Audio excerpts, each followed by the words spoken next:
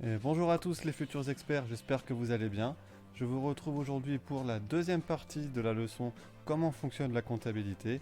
Vous êtes prêts? C'est parti!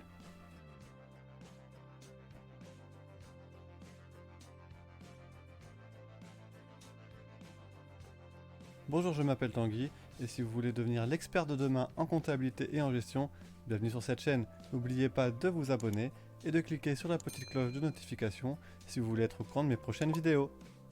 Dans cette deuxième partie, nous allons voir dans un premier temps comment passer des opérations quotidiennes aux documents de synthèse et enfin nous allons voir comment construire les documents de synthèse. Comme dans cette deuxième partie, je vais reprendre certains éléments que nous avons vus dans la première vidéo. Si vous ne l'avez pas vue, je vous invite à aller la regarder, je vous mets une petite fiche en haut, vous cliquez et vous revenez ensuite voir celle-ci. Donc premier point, comment passer des opérations quotidiennes aux documents de synthèse. Nous avons vu dans la précédente vidéo la notion d'enregistrement, de compte, de débit-crédit. Mais une entreprise qui enregistre dans sa comptabilité des dizaines voire des centaines d'opérations par jour ne va pas s'amuser à créer à chaque fois un compte pour chaque opération. Elle va concentrer toutes ces opérations dans un seul document qu'on appelle le journal d'opération, dans lequel on va enregistrer donc dans l'ordre chronologique toutes les opérations économiques réalisées par une entreprise. On a vu dans la vidéo précédente un exemple d'achat et de vente. Et concrètement, voilà un petit peu comment ça se présente. Donc vous avez ici un exemple de ce qu'est un enregistrement au journal. Donc comme tout à l'heure, vous voyez qu'on a ici les comptes de débit et les comptes de crédit, avec de l'autre côté les montants débités et les montants crédités. C'est la même chose que les contentés qu'on a vu dans la vidéo précédente, sauf que c'est formalisé dans un seul et unique tableau, plutôt que de créer un compte à chaque fois. On retrouve évidemment ici donc la date de l'opération, avec en liaison le document qui justifie l'enregistrement de cette opération. Donc ici on a un exemple d'un achat de marchandises pour 20 000 euros qui est réalisé donc le 2 janvier de l'année N et avec la facture associée à 122. Compte achat de marchandises pour le montant correspondant et de l'autre côté on a une dette fournisseur du même montant. Pourquoi une dette fournisseur? Parce que l'entreprise ici n'a pas payé tout de suite son fournisseur, elle a un délai de paiement tout simplement. Donc elle s'engage à payer, mais elle doit enregistrer dans sa comptabilité le fait qu'elle a une somme future à régler. Donc ça c'est une présentation classique de ce qu'est un journal. Vous pouvez aussi très bien utiliser la même chose mais sous forme de tableau. Donc vous voyez c'est exactement la même chose. On retrouve ici donc les numéros des comptes débit-crédit avec les montants en référence, la date de l'opération, l'intitulé des comptes et donc le numéro de pièce justificative. Et évidemment, pour chaque écriture, il faut respecter le fameux principe de partie double, l'égalité entre le total des débits et le total des crédits. Concrètement, c'est comme ça que vous allez enregistrer les opérations dans vos études ou dans les entreprises. Et toutes ces écritures-là, qui sont enregistrées dans un seul document, vont ensuite être regroupées dans un document qui va synthétiser tout ça, qu'on appelle le grand livre des comptes. Le grand livre des comptes va donc récapituler toutes les opérations qui ont été enregistrées depuis le début de l'exercice. Je vous ai mis en exemple un extrait d'un grand livre de comptes clients. On va retrouver ici la date de chaque mouvement de compte qui a été opéré, avec le numéro de facture et le paiement associé, l'intitulé de chaque opération, le montant passé au débit au crédit et le solde du compte. Le solde, pour rappel, c'est ce qui reste dans le compte à une date donnée. Donc là, on a un extrait de toutes les opérations qui ont été passées entre le 1er janvier et le 18 février pour le client Gonzalez de l'entreprise. Ici, vous avez un deuxième compte client avec toutes les opérations qui sont passées pour ce client d'une date à une autre. Donc voilà, le but du grand livre, c'est vraiment d'obtenir le solde de chaque compte qui a été mouvementé durant l'exercice. Ainsi, par exemple, si vous voulez savoir combien le client Gonzalez il doit à votre entreprise au 2 février, par exemple, plutôt que d'aller chercher toutes les opérations qui ont été passées dans le journal, vous faites sortir un extrait du grand livre du client Gonzalez à la date du 2 février et ça retrace toutes les opérations et le solde à la date prévue qui reste à payer. Ces différents soldes vont ensuite être repris dans un autre document qui va synthétiser un petit peu tout ça, c'est la balance comptable. La principale différence entre donc, la balance comptable et le grand livre, c'est que le grand livre, on a vu, il récapitule tous les mouvements à chaque date d'opération qui a été effectuée. La balance, elle, va se concentrer uniquement sur les totaux, c'est-à-dire le total des mouvements passés au débit ou au crédit de chaque compte, ainsi que le total de leur solde. L'objectif de la balance est donc vraiment de synthétiser un petit peu tout ce qui s'est passé durant l'exercice. Elle permet également de contrôler l'égalité débit-crédit et soldes. Et surtout, c'est à partir de ces soldes-là, de ces totaux-là, qu'on va pouvoir créer les différents documents de synthèse qui sont le compte de résultat, le bilan et l'annexe. Maintenant qu'on a vu comment tout ça fonctionne, on va enfin pouvoir passer à la construction des documents de synthèse. Dans un premier temps, nous allons créer le compte de résultat. Donc c'est un document qui va retracer toute l'activité de l'entreprise durant un exercice. Un exercice, pour rappel, c'est 12 mois d'activité consécutive, puisqu'une entreprise peut très bien démarrer son activité au 1er mars, au 12 juillet, pas forcément au 1er janvier. Pour construire le compte de résultat, on va reprendre tous les comptes 6 et 7, donc les comptes de charges et de produits, qui sont en fait la liste des dépenses et des recettes que l'entreprise a réalisées dans son activité. Les comptes 1 à 5, on les reprendra plus tard pour le deuxième document de synthèse. Je vous ai préparé un exemple de compte de résultat simplifié pour que vous compreniez un petit peu comment ça se construit. Donc nous avons ici deux colonnes, la partie gauche qui concerne les charges, donc les dépenses, et la partie droite qui concerne les produits, donc les recettes. Comme c'est un document qu'on va construire chaque année, on va pouvoir comparer avec les années précédentes pour constater un petit peu l'évolution, des différentes charges et produits qu'a réalisé l'entreprise au cours de son activité. On va ensuite distinguer trois catégories parmi ces charges et ces produits, qui sont les mêmes des deux côtés. La catégorie charges et produits d'exploitation, donc là ça va être tout ce qui est lié à l'activité quotidienne, habituelle, des opérations que l'entreprise rencontre couramment lors de son activité. Nous avons ensuite la catégorie charges et produits financiers, qui là va concerner uniquement les opérations financières, liées au placement par exemple, ou aux charges d'intérêt. Et la partie exceptionnelle, qui là va être des dépenses ou des recettes qui ne sont pas normales pour son activité, que l'entreprise a été obligée de réaliser mais qui ne sont pas liées à son activité quotidienne. Et comment est-ce qu'on le remplit? Vous allez voir, c'est tout simple. Juste vous reprenez tous les enregistrements que vous avez passés sur l'année d'exercice au journal et vous les replacez au bon endroit. Alors si la balance comptable a été faite, c'est encore plus simple puisque vous avez directement les totaux de chaque compte. Vous avez juste à replacer dans la bonne catégorie. Mais si elle n'est pas faite, vous allez devoir reprendre la liste de chaque opération. Et vous constaterez que la logique de construction du compte de résultat est exactement la même que celle de votre plan comptable. Donc si vous n'avez pas vu la vidéo précédente, je vous invite à aller la regarder. Le plan comptable, c'est ça, c'est la liste, là c'est l'accordéon qui représente la liste de tous les comptes qu'un comptable doit utiliser pour enregistrer les différentes opérations. Et donc les comptes 60 à 65, ça va être ce qu'il y a à l'exploitation, donc tout ce qui a été passé dans ces comptes-là, vous les replacez en charge d'exploitation. Pareil pour les produits d'exploitation, sauf que là c'est un produit, donc c'est une classe 7, 70 à 75. Les comptes 66, c'est écrit dans votre plan comptable, si vous allez regarder, 66 c'est écrit charges financières, donc ça va où? Dans les charges financières. 76, produits financiers. Charges exceptionnelles, on va regarder dans le plan comptable, c'est écrit charges exceptionnelles, donc vous les mettez en charges exceptionnelles.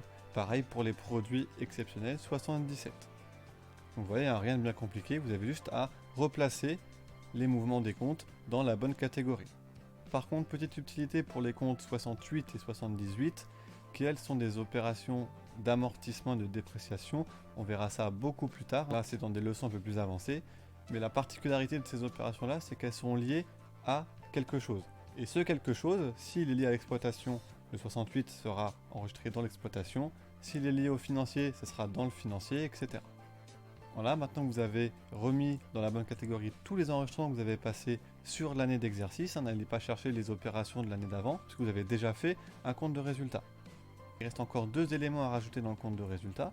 C'est donc les comptes 69 qui vont être la participation des salariés et l'impôt sur les bénéfices. Ensuite, vous faites le total des charges, le total des produits. Vous faites la différence entre les deux. En général, on fait dans le sens produit moins charge, recette moins dépenses, c'est un peu plus logique. Et si le résultat est positif, ça veut dire tout simplement que l'entreprise a plus reçu de recettes qu'elle n'a dépensé d'argent, donc le résultat sera un bénéfice.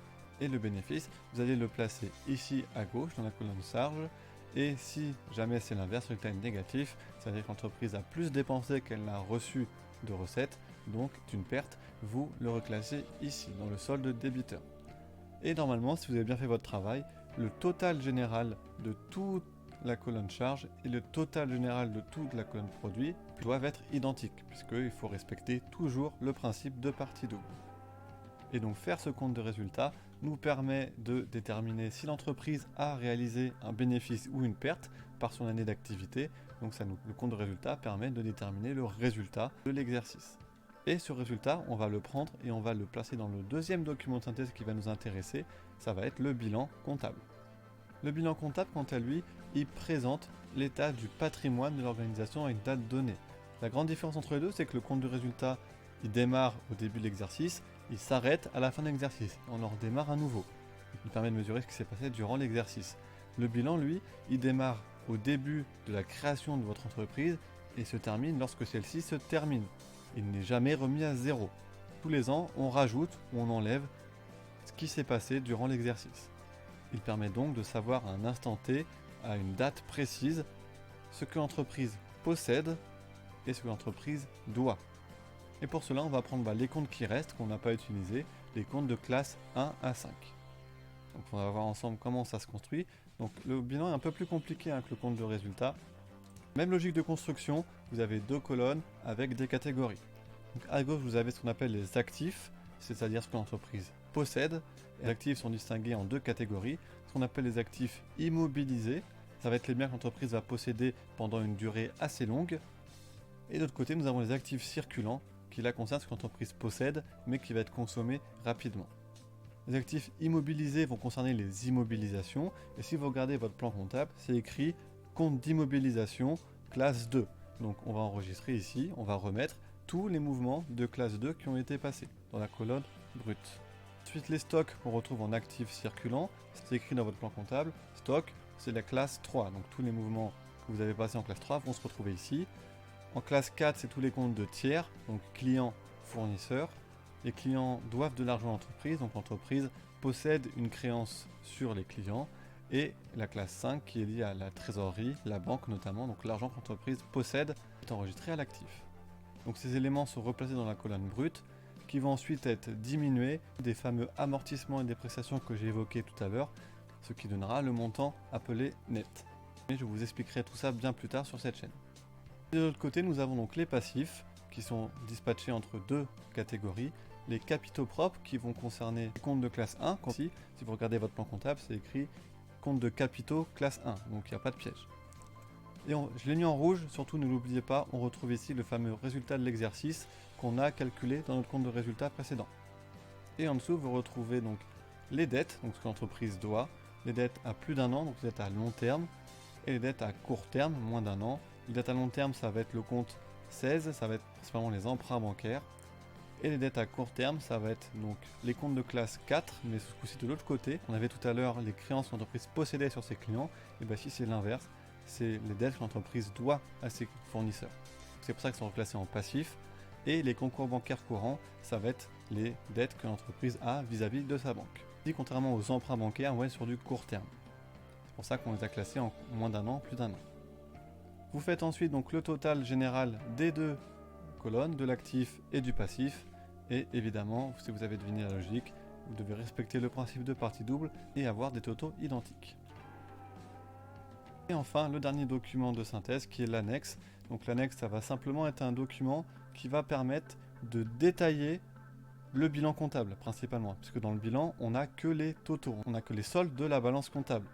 Le problème, c'est que si le total a augmenté de 100 000 par exemple, peut-être qu'il a diminué de 25 000 et qu'il a augmenté de 125 000. Peut-être que c'est l'inverse, on ne sait pas, on n'a que l'évolution totale. Donc là, pour pouvoir analyser un petit peu le patrimoine de l'entreprise, pouvoir creuser un petit peu ce qui s'est passé au cours de l'activité, on va avoir besoin de plus de détails. Ça va être ici le rôle de l'annexe, qui se comporte comme ceci. Donc vous avez des annexes pour les immobilisations, les amortissements, les dépréciations, etc. On aura l'occasion de revoir ça un petit peu sur la chaîne. Vous avez donc ici, si on prend par exemple un tableau des immobilisations, vous aurez donc les comptes qui ont été mouvementés, la valeur brute à l'ouverture, donc quand on l'a saisi pour la première fois, le montant qui a augmenté, le montant qui a diminué et la valeur brute à la clôture. Mais sur le bilan, on ne voit pas ces augmentations et diminutions, on ne voit que la valeur brute. C'est pourquoi l'annexe est nécessaire pour pouvoir faire une analyse plus fine et plus précise.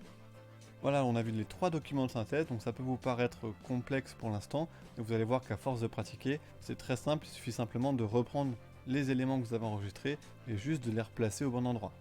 Si vous avez bien fait votre travail avec tous les documents intermédiaires, normalement vous retombez sur l'égalité.